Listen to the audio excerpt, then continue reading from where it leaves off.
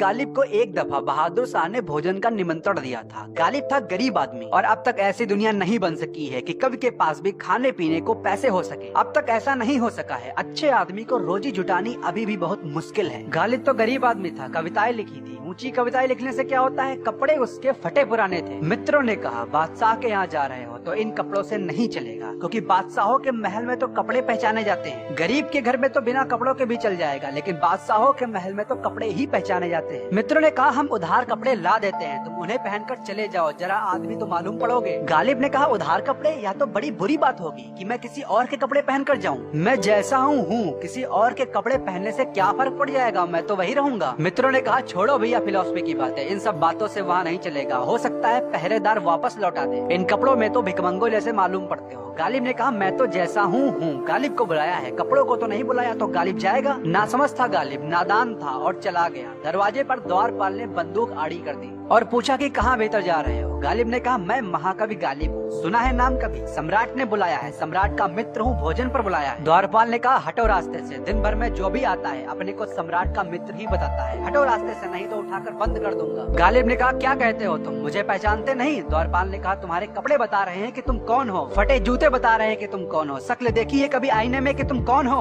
अब गालिब दुखी होकर वापस लौट आया। मित्रों से उसने कहा, तुम ठीक ही कहते थे, वहाँ कपड़े पहचाने जाते हैं, ले आओ उधार कपड़े। मित्रों ने कपड़े ला कर दिए। उधार कपड़े पहनकर गालिब फिर पहुंच गया। वही द्वारपाल झुक झुक कर नमस्कार करने लगा। गालिब बहुत हैरान हुआ कि कैसी दुनिया है। भीतर गया तो बादशाह ने कहा, बड़ी देर से प्रतीक्षा कर रहा हूँ। गालिब हंसने लगा, कुछ बोला नहीं। जब भोजन लगा दिया तो सम्राट खुद भोजन के लिए सामने बैठा भोजन कराने के लिए। गालिब ने भोजन का कौर बनाया और अपने कोट को खिलाने लगा कि एक कोट खा। पगड़ी को खिलाने लगा कि ले पगड़ी खा। सम्राट ने कहा, आपके भोजन करने की बड़ी अजीब तरकीबें मालूम पड़ती हैं, या कौन सी आदत है, या आप क्या कर रहे हैं? गालिब ने कहा, जब मैं आया था तो द्वार से ही लौटा दिया गया था, अब कपड़े आए हैं उधार, तो जो आए हैं उन्हीं को भोजन भी करना चाहिए। बाहर की दुनिया में कपड़े चलते हैं, बाहर की दुनिया में कपड़े ही चलते हैं। वहाँ आत्माओं का चलना बहुत मुश्किल है, क्योंकि बाहर जो भीड़ इकट्ठी है वह कपड़े वालों की भीड़ है। वहाँ आत्माओं को चलाने की बात तपश्चर्या हो जाती है, लेकिन बाहर की दुनिया में जीवन नहीं मिलता। वहाँ हाथ में कपड़ों की लाश रह जाती है अकेली, वहाँ जिंदगी नहीं मिलती। वहाँ आखिर में जिंदगी की कुल संपदा राख होती। इसीलिए किसी भी इंसान को आभूषणों और कपड़ों से जज मत करो। तो आपने इससे क्या सीखा, हमें कमेंट सेक्शन में जरूर बताना, और ऐसी और वीडियोस देखने के लिए सब्सक्राइब तो जरूर करना।